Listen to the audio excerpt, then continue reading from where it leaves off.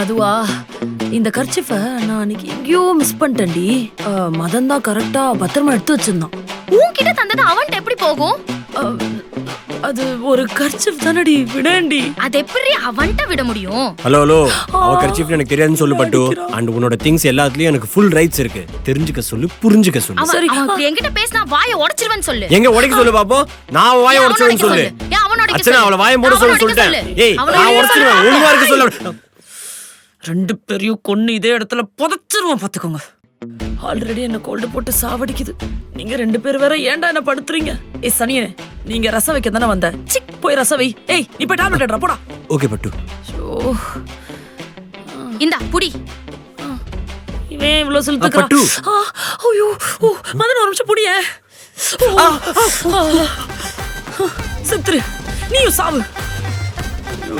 சாவடிக்கிறாங்கப்பா. பட்டு இந்த டேப்லெட் இந்த பார்த்து பார்த்து பார்த்து.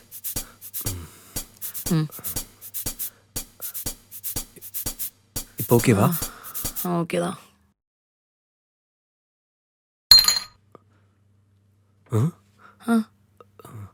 நீர் பட்டு, நான் போய் பார்க்கறேன்.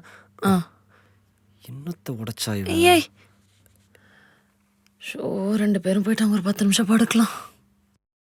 அர்ச்சனா, இதுக்கு நானே போய் பார்த்திருப்பேனடா. ஐயோ அம்மா.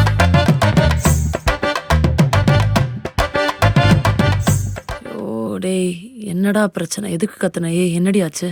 இங்க பாரு, நம்ம ஃபர்ஸ்ட் இயர் ஆனிவர்சரிக்கு நான் உனக்கு கொடுத்த கிஃப்டோட பாக்ஸ் உடைச்சு வச்சிருக்கா இவ. ஐயோ, ஏண்டி பொறுமையா ஹேண்டில் பண்ணக்கூடாதா? துணி எடுத்தண்டி, அது மேல இது இருந்தது, ஸ்லிப் ஆகி கீழே விழுந்துடுச்சு. அதுக்கு என்னமோ ஓரா கத்துறான். இல்ல அர்ச்சனா, இவ பிளான் பண்ணி தான் உடைச்சிருக்கா. குள்ளச்சி.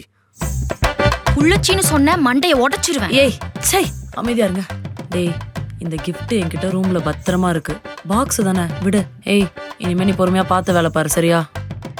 இல்ல அர்ச்சனா, அந்த கர்ச்சிஃப் விஷயத்தை மனசுல வச்சிருந்தா இந்த குள்ளச்சி வேணும்னு பண்ணிட்டு இருக்கா. ஹலோ, உன்ன மாதிரி புத்தி எல்லாம் எனக்கு இல்ல. சை, ரெண்டு பேரும் அமைதியா இருங்க.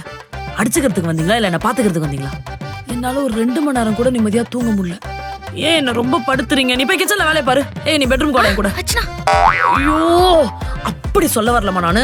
டேய் நீ எங்கயாச்சும் போய் தொலைடா. எனக்கு ஒரு 2 மணி நேரம் தூக்கம் வேணும், புரிஞ்சுதா? தூங்கி எந்திரிச்சு வந்து உங்களுக்கு என்ன பிரச்சனை நான் கேக்குறேன். அது வரைக்கும் என்ன கொஞ்சம் ஃப்ரீயா விடுங்க. தனியாவே இருந்திருக்கலாம் கூட, வந்து உயிர் எடுக்குதுங்க. ஏய் குள்ளச்சி, இதை நீ வேணும் தான் பண்ணன்னு எனக்கு நல்லா தெரியும். ஏய், இப்ப பாக்ஸ் ரொம்ப ஓவரா பேசின, இந்த நிலைமை தான் உனக்கும்.